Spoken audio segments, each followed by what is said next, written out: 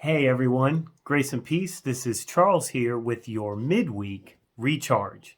And this week I want to talk about freedom, and more specifically, freedom to not do certain things. So we're going through Paul's letters to the new believers throughout the region, expanding from Jerusalem all the way to Athens and even eventually to Rome. And included in this journey and these communications is a group of letters to some believers in the city of Corinth. Now, Corinth was a huge metropolis at the time, a big port city, lots of trade, lots of cultures, very ethnically, linguistically diverse.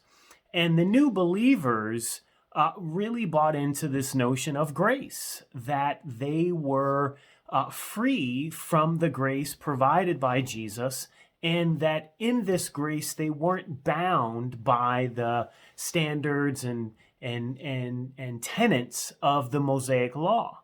And they used that grace to exploit some of the practices that were commonly held by others in their community.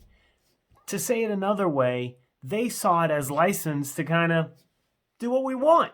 And it was all under the umbrella of, we've got grace by Christ.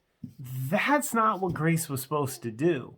Grace was never a license to give into our base nature. In fact, it was the opposite.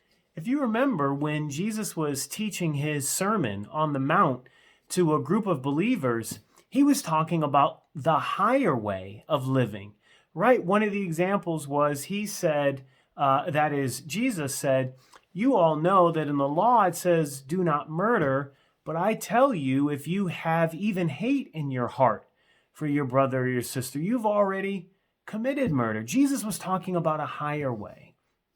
And that's what Paul was bringing to mind for these new believers. And so I want to challenge you this week to challenge yourself to a higher way, that you may have been given some freedom or some liberty, and exercise that liberty by sacrificing, exercise that liberty by taking the high road, by challenging yourself not to give into your base nature, but to elevate and be a shining example of love and grace to your community and those in your family.